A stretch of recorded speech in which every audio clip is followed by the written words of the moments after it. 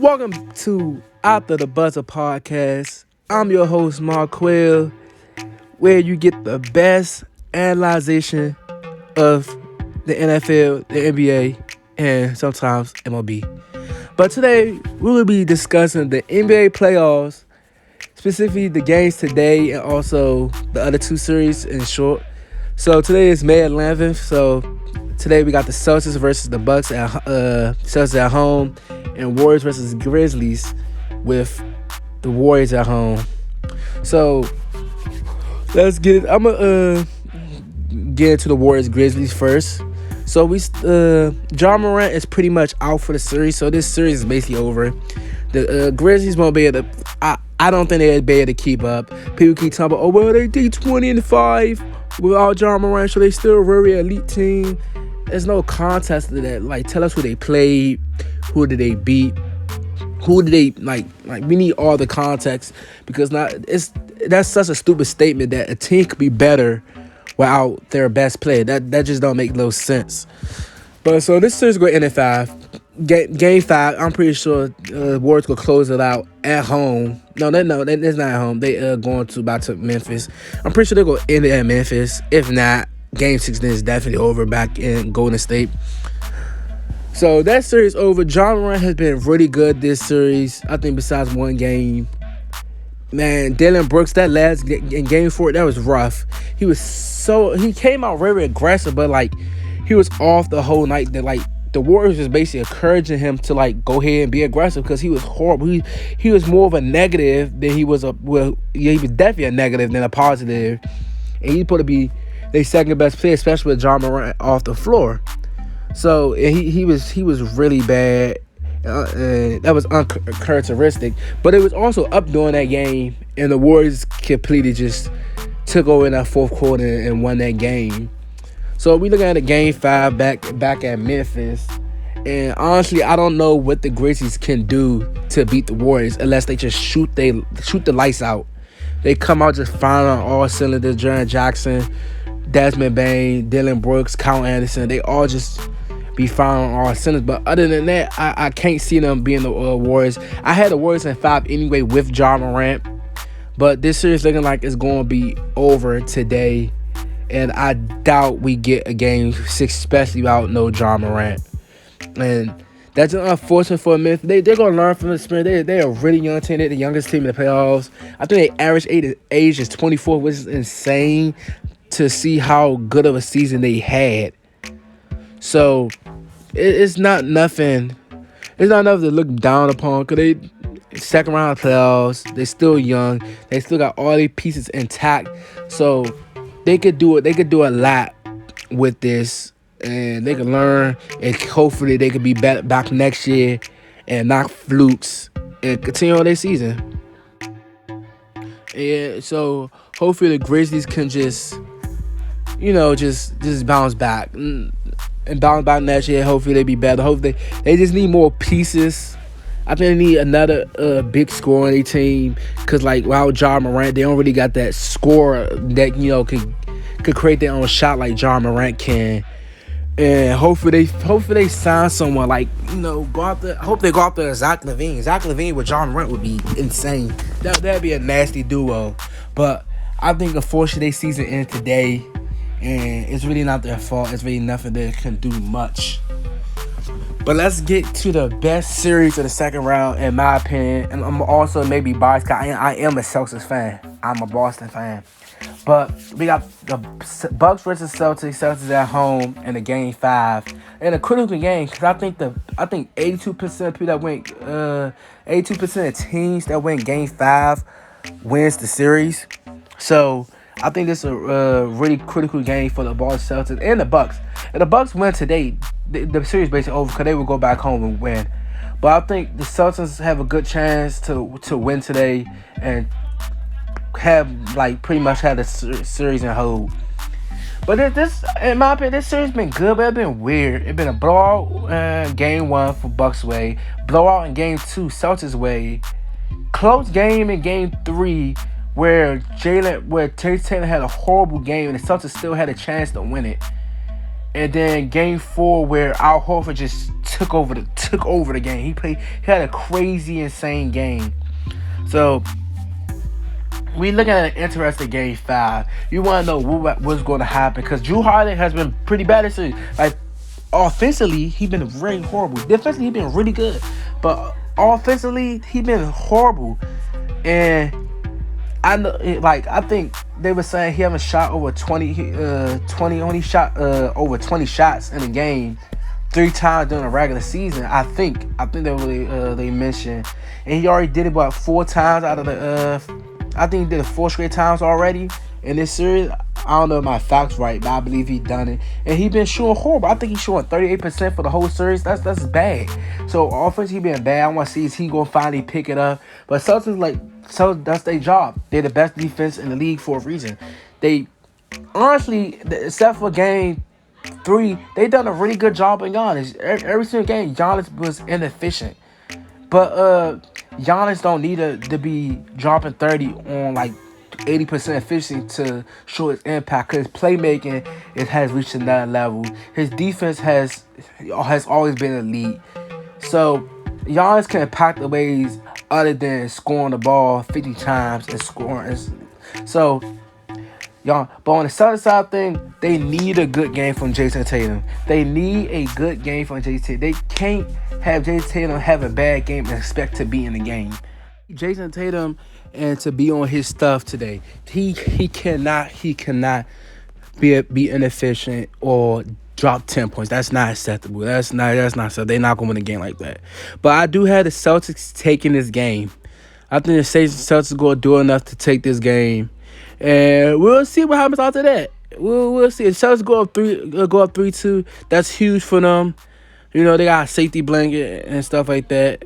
They should want to close it out in Milwaukee and get the series over with, instead of just, instead to Game 7. Because Game 7, no matter where you at, is always a dangerous game. Because you never know. It's a bunch of Game 7 legends.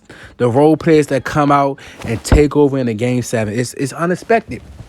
So, but I got Celtics taking this game, going up to taking commanding 3-2 lead. And hopefully they can close it out Game 6. If not, then if the Bucks win today, the series is over. The Bucks win today, series over. That's simple. Bucks will go back Game 6 and win.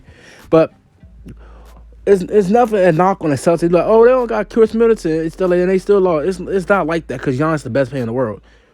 We saw LeBron James take his bum ass Cavaliers team to the finals, and he's the best player in the world. So once you're the best player in the world, you can never doubt them. It's like saying I doubt Tom Brady. I would never doubt Tom Brady. I think Tom Brady will win every single game. That's bias coming Tom. I'm a huge Tom Brady fan. But, like, it's Tom fucking Brady. But that's it for them 2 games, them 2 series. I think Warriors take the game today and the Celtics take the game tomorrow. But let's move on to the games yesterday. Both blowouts. Suns blew out the Mavericks. Heat blew out the 76ers. It seemed like the Mavericks and 76ers didn't get the memo that this was a Game 5. That Game 5s are fucking important, and that they need to, like, even not just lose, but, like, uncompetitive. It wasn't competitive. Both of them got blown out the waters. And let's talk about the Suns and Mavericks series first. And I think Suns are just a better team, but Luka is the best player on the court. That's kind of the dynamic that's going on. The best team is the best player on the court. So that's the dynamic. And I think the Suns do win the series. And I don't know if they're going to win tomorrow. I believe it is going to go to a Game 7. I think Mavericks win at home and put to the Game 7 with the Suns taking a 7. But this series is just showing how, like, amazing Luka Doncic is, and also how much the Mavericks need another scorer. They need another shot creator, because Shaq and Charles said, once Luka get the ball, it's like they just stand around. They don't know what to do. So he need another shot creator so Luka could do some standing around and move off the ball more and stuff like that. But the Suns, they all around just a better team. They win the point guard matchup. They win they lose the shooting guard matchup, Luka and Doncic, but they win every other matchup for Cam Johnson better than Maxi Kleber.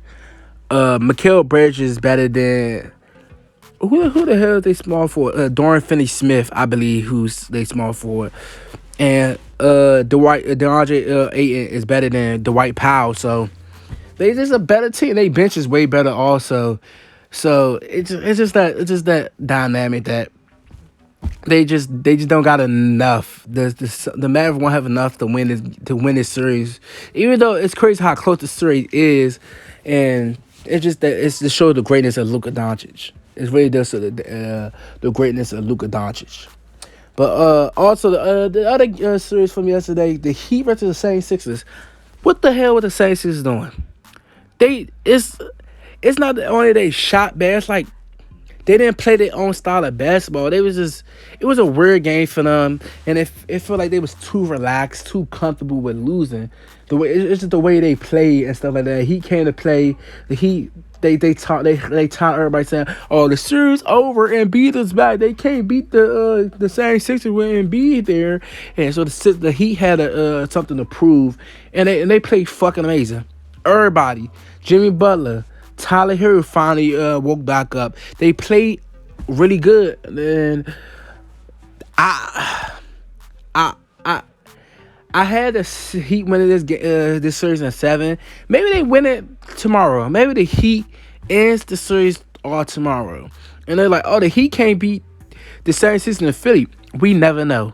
We never know because as so far, Philadelphia can't beat the Heat in Miami. So either way, the Heat going to win the series if y'all keep saying them statements. It's never the Philadelphia have never proved me to that say they're gonna win the series. Cause when I thought they had a chance, is when Game 3 and Game 4 they completely outclassed the Miami Heat, and then Game 5 they dropped the dud. They dropped the goose egg. They did nothing in Game 5. So they just gave momentum right back to Miami. So I hope they don't come out lackluster like they did in Game 5, and they actually trying to actually play good basketball and tie the series back up 3-3 and send it back to Miami for Game 7. But no matter what happens, I think the Heat either win in 7 or they win tomorrow night and they end off the 76ers. But man, these playoffs have been amazing, man. It haven't been not one series that's been boring.